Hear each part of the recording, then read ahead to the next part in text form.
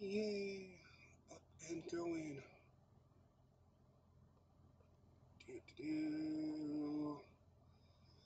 Welcome in, everyone. I'm a little late because of computer problems. I need to go over here. Give me a sec as I'm trying to share this out.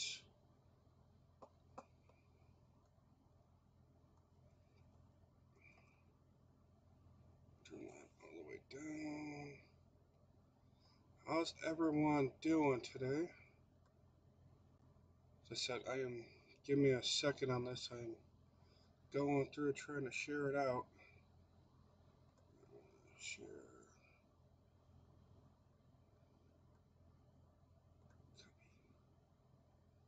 Facebook.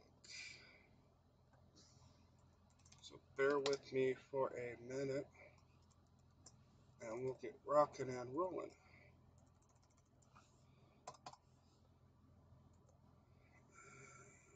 Paste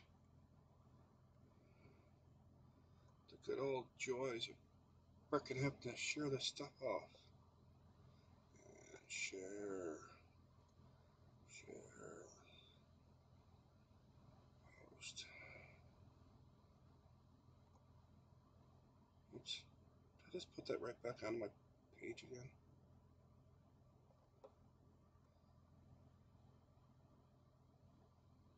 Yeah, I did. Damn technology. Hold on a second, guys. Now, bear with me. Sometimes technology outsmarts you. Wait. Back up. Oh, man, no. Yeah, didn't set it to my page, so give me a second. Go back down here. Whatever. Share. I hate technology sometimes. There we go. Alright, now I can go back over to you guys. Alright, now my face isn't super whited out. How's it going, everyone? How's it going, Leo? And how's it going, Big Country, man?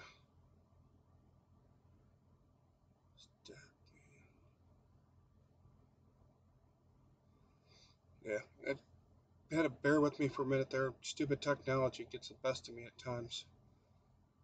So,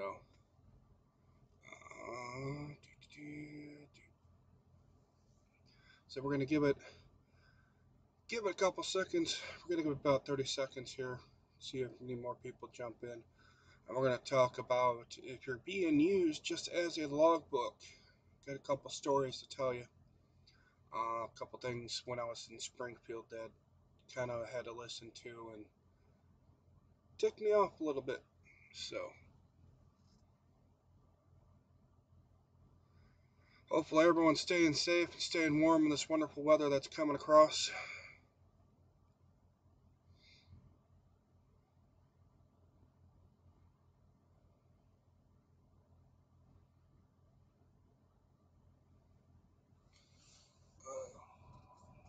We'll wait till that timer gets to about 4:30 and we'll get rocking and rolling here. How's it going, Jackal? Hey, David, how's it going, man?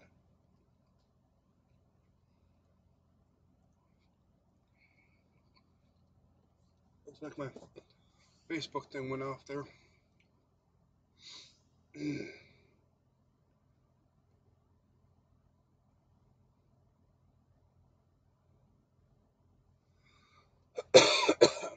Alright.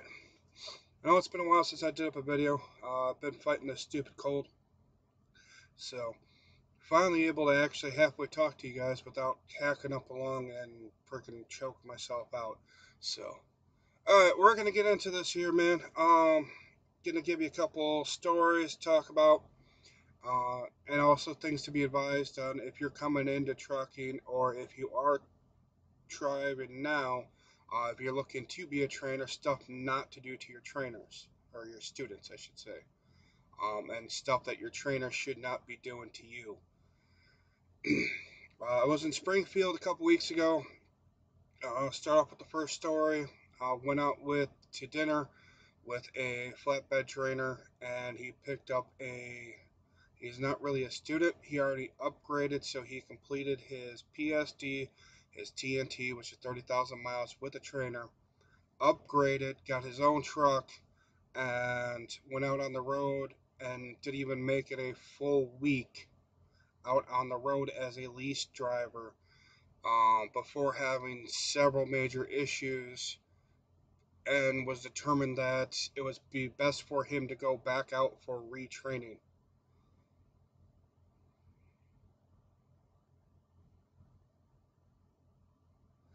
Um, Sat down and talked to him, found out a couple things that were going on. Um, he had to, his PSD training was a little interesting. His original trainer had a family emergency, um, not even a week into his training, so then he had to get dropped off and was put into what they call the night program, or it was either night program or he was just given a pad trainer to help him get his CDL and then move on to TNT. Hasten. Um, so during that time, he didn't really have too much actually OTR training, call it hands-on training out on the road while he was with his PSD instructor. Um, so when he came back, they never really left the yard, or they did basically just basic driving to practice for his test. Once he got his test, he then went out and got a CDL, and they hooked him up with a TNT trainer. Now, I don't know all the stories, everything that happened with his TNT trainer, but I'm going to go into some of the problems on why he had to go back out with a different trainer to make sure he was properly trained, and why his original trainer was a complete a-hole for setting him up the way he set him up. um, Talking with him, and the first issue that came to him when he went to leave out of the yard was hooking up to his trailer. Now, granted, he was flatbed, um, so he had to take his bobtail over, hook up to the trailer, get his load, get out the yard. Well, during training, so we're talking minimum of 8 to 11 weeks, his trainer never showed him how to back under a loaded trailer or an empty trailer. So he had no clue on how to hook up. He somehow managed it by winging it and getting under it. He is super lucky that he didn't high hook that trailer and do more damage or anything else. But he literally had no clue on how to hook up to a trailer. Then the other issues he was coming into was his trainer would take over and drive or back into the places at the customers. So when he showed up at his first customer, he was super nervous because of how tight it was. Now, I gotta remember, during PSD, he didn't have any real world backing experience. Then during TNT, his trainer did not let him back at customers. So that created another huge problem.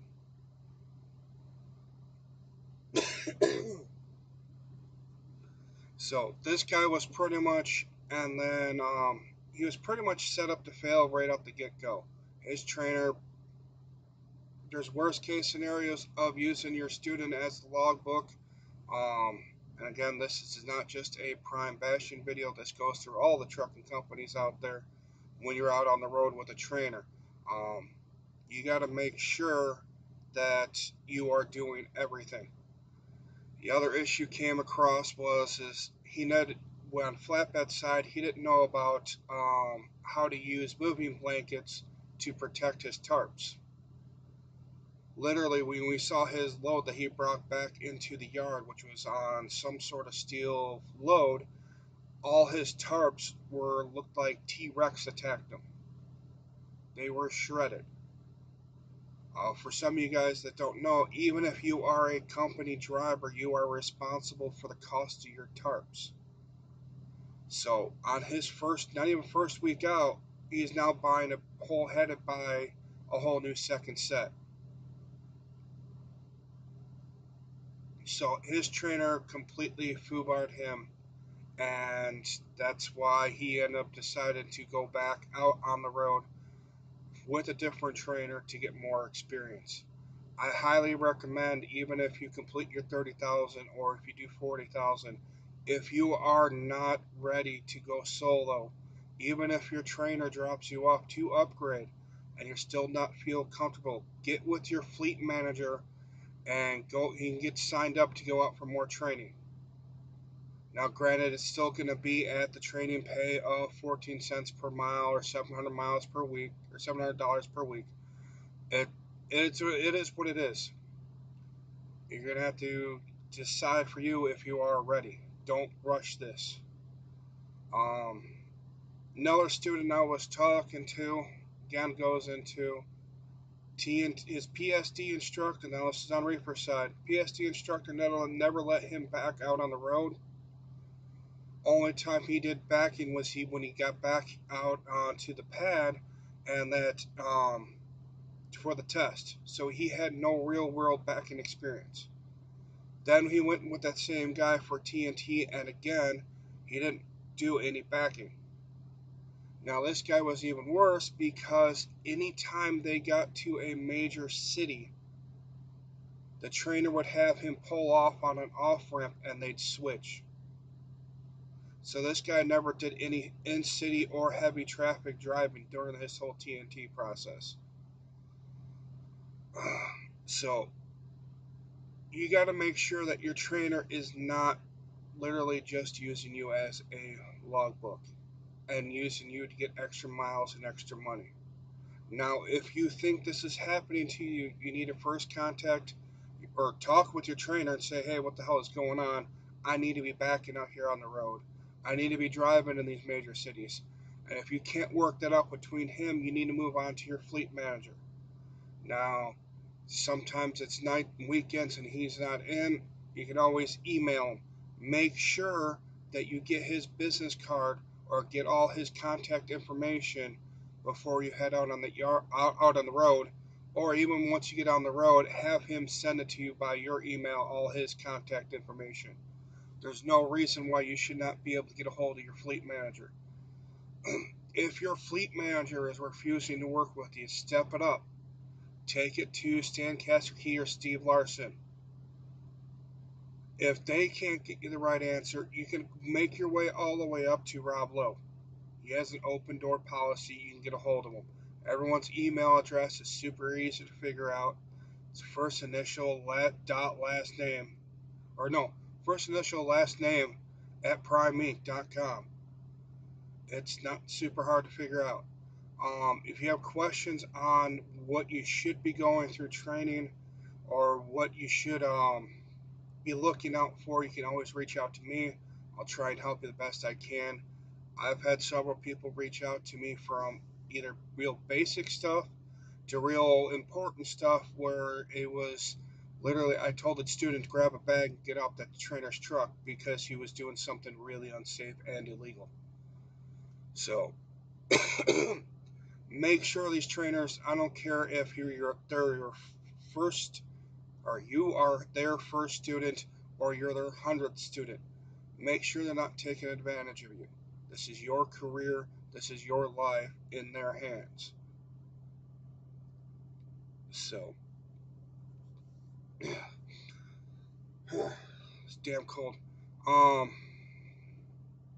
So that's just two stories out of, I can probably go on for about an hour here of rambling about trainers not letting students back at all, especially during PSD. You need to be back in that truck as much as possible. Again, if your trainer's not letting you back, talk to them, let them know, like, hey, I need to be back in. If they refuse to let you back, again, move it up to your fleet manager. If you don't want to do a phone call, do email, but make sure you got that constant flow of information going back and forth. That's going to help you out if you get back to the yard and you're having major issues with your trainer, that there's a record of communication. So that's why I say email or Qualcomm, or you can do it through the phone, and it's like the same thing as doing a Qualcomm message. So that way there's a trail of evidence saying that you've been reporting this stuff the whole time, and then that way it doesn't look like you're lying just to get off that trainer's truck. And it works the same way for the trainers who are going to watch this. You need to make sure if you're having problems with your students out on the road that you are constantly updating your fleet manager by Qualcomm or email. Don't do by phone. You need to have a record of what's been going on. Again, that way when you get back to the yard and you say, I had enough of this student, I can't take it anymore, you have the trail of evidence of everything that's going on. And unfortunately, that's what it's gotten into. There's too much he said, she said, BS that goes on.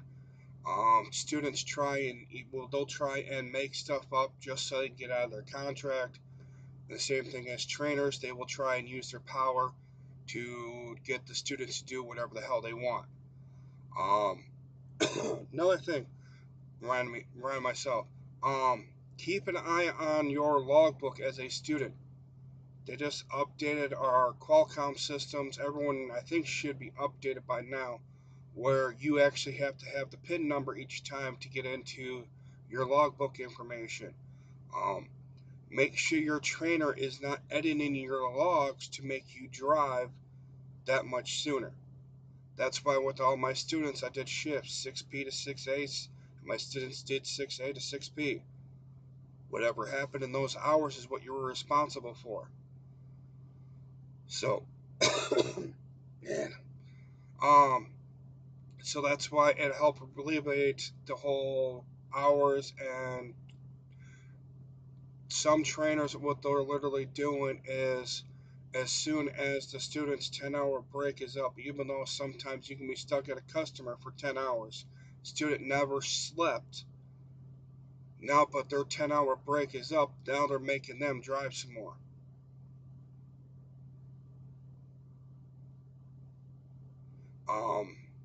I'll get the comments here in a second once I get off my rant here.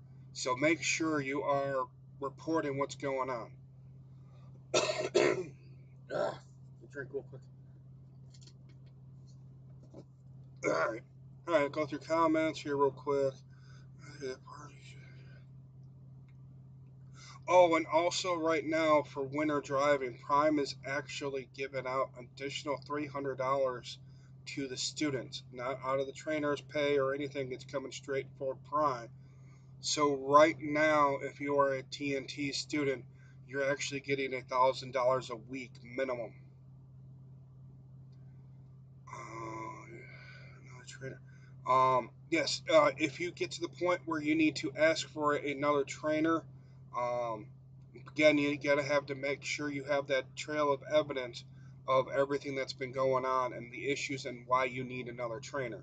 It can be everything from your trainer literally doesn't shower, or your trainer's racist, to your trainer freaking uses a bucket on the truck while you're in the truck.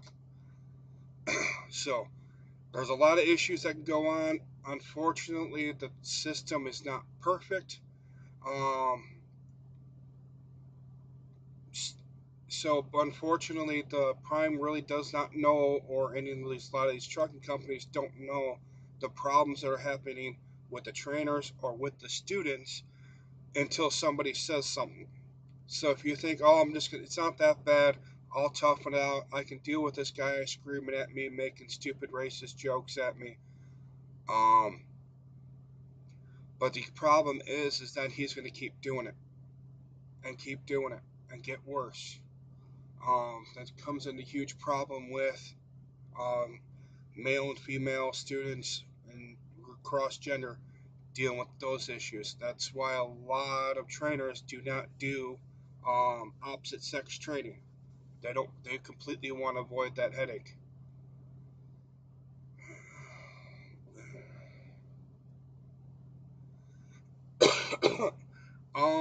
I don't know if I'm going to be going back to training or not, David. Pretty much the count I'm on now is pretty awesome, doing good on money. Um, it'd be kind of hard, and I'll be losing out on a lot of money going training. Um, Also, I might be looking at buying this truck so it's got mileage restriction to be able to go buy it at the end of the lease. So I got to keep an eye on that. How about when drivers feel they might get let go from the company for reporting the trainer? If you're at a company that's going to fire you for reporting their trainer, I wouldn't want to be at that company. But again, make sure you have the proof of communication of what's been going on and not just wait till the end of training or magically make it on the yard one day and then you just dump it all on your fleet manager or whoever. If something comes across as a problem and you cannot work it out with your trainer, you need to report it right away. And the same thing as your trainer. If you get a problem that you can't work out with your student, you need to make sure you're reporting that right away, so that way there's that evidence saying, "Hey, he's just not making this up." Is that for tanker driver as well?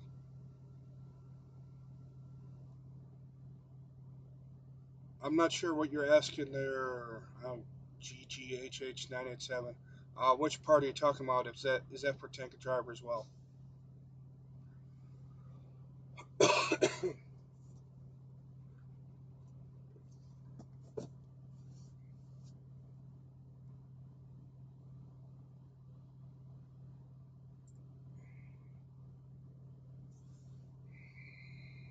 So that's pretty much kind of like the gist of what I gotta say about this topic. Is make sure you report, even though TNT is TNT. I'm not 100% sure for the $1,000, that 300 extra dollars. Um, the way it's been, I've heard is it, or how it's been worded to me is literally that they're paying $300 to stay out for extra winter driving. So I would assume that it's for tanker, but get with your, I don't know if you're in training right now or not, but get with your fleet manager to make sure you can get that. They'll be able to straight up and be the ones that tell you because they're the ones that set it up.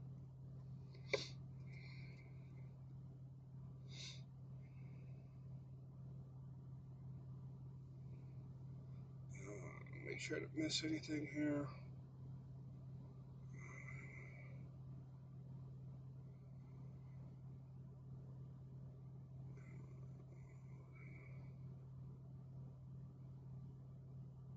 Study for your CDL. Yeah, make sure. Yeah, if you're looking at coming out here on the road, make sure you're studying the CDL handbook before you get out here to these schools. It'll pay off and avoid a lot of headache and a lot of stress, and you don't have to be sent home because you failed your permit test.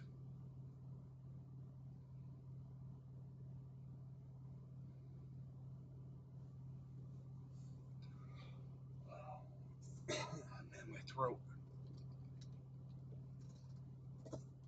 So, any more questions or anything? Otherwise, I'm gonna jump off of here. I just wanted to get out. I'll be doing a lot more live videos. I'm going to be starting up a new series where I'm just going to be jumping on and kind of talking about my day during my 30-minute break. Um, whatever time that's going to be, that's also going to be there to help you guys see that, man, my brain doesn't want to work. That this is not a 9 to 5 job. Like tonight, I'm not picking up my load till after 11 p.m. Central, and then I'll be at my delivery somewhere around 5 a.m. and that's where I'll probably be doing my half-hour break. and then turning around and probably more than likely deadheading back to the DC. If not, I'll be getting a load, but I'll be taking my half-hour break at the store. You gotta remember that trucking, especially reefer side, is not 9 to 5. So that's why I'm gonna do like a little quick video, live video, um, on my half-hour breaks to just kind of show you guys what I'm going through for the day, and then also the time frames of what it's truly like to be out here on the road. Yes, yes, David. That's the best part is to keep studying. Load a truck. Her trucking with Law said her prime trainer drove on her clock when she didn't want her to because of it. Yeah, yeah. If you get into the now, I will say I have gotten into situations where I've had to take over for a student real quick, and then literally like say they panic or something major goes on, and had to get the truck out of a situation. That's a little bit different. You don't really need to switch the logs out. Like if you're literally just like maneuvering the truck for them, or getting it to the truck down to the next exit. Sometimes you just got to jump in and do what you got to do. But I'm talking about literally if your trainer is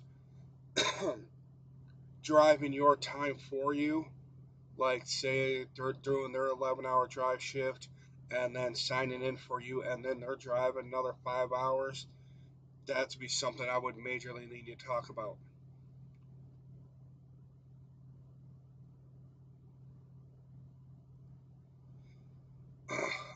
So when you can't get a load and you gotta wait a few days to get one, is the best thing to do besides just sit around those days waiting on a load.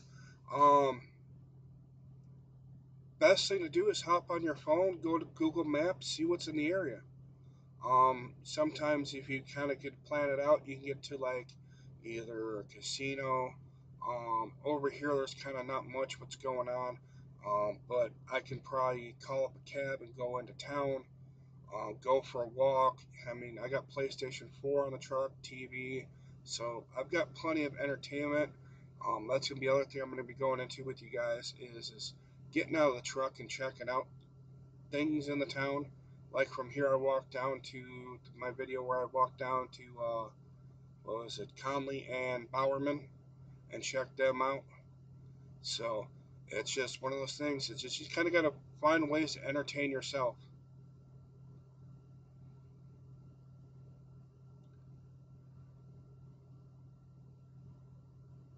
And he didn't want to call work. He was out. Yeah, that's.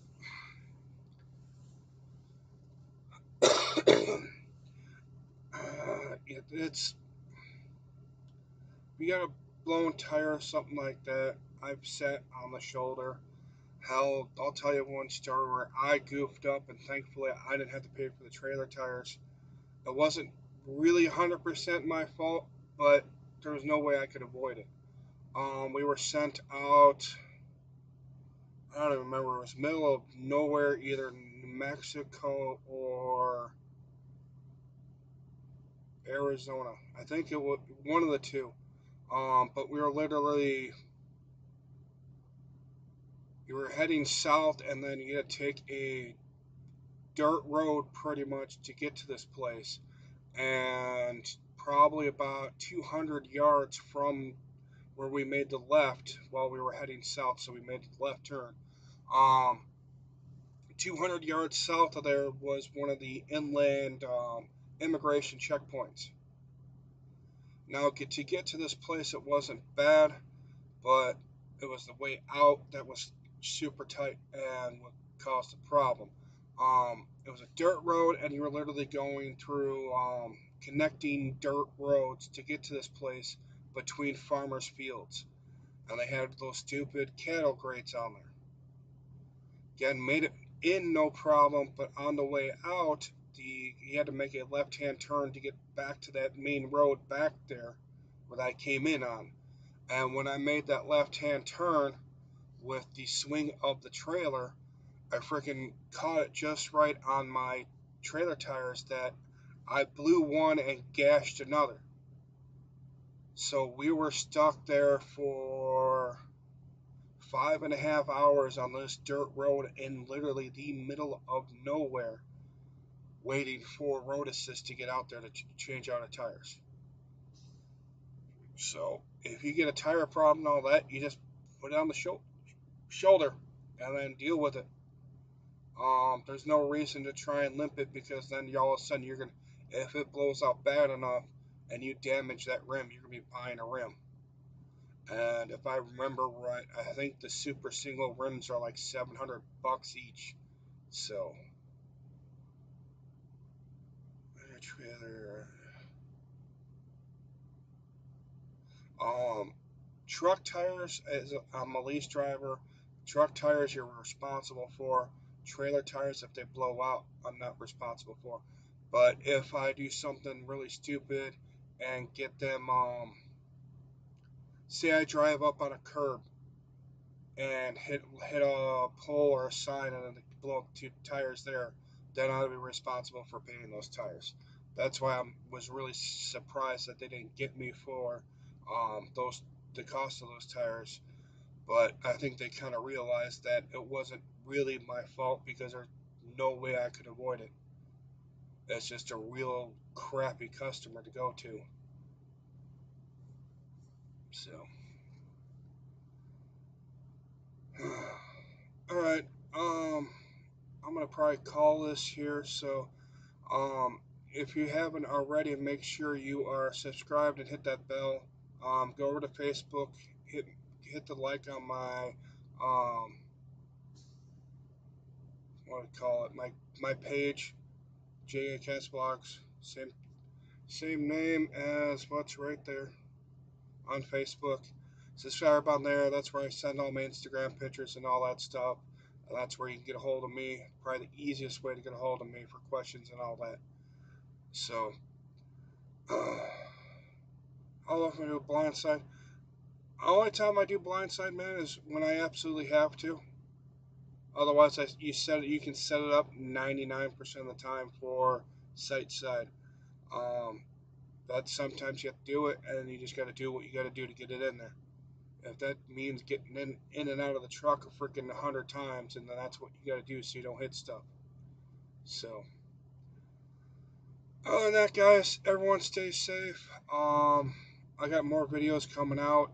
I'm gonna be editing up one here real quick, talking about ELDs, and that one's probably gonna piss some people off, especially a certain group that's protesting them right now. So that's gonna be a fun one to do up. Can't wait to get that one done. So, all right, everyone, stay safe, and I will talk to you later.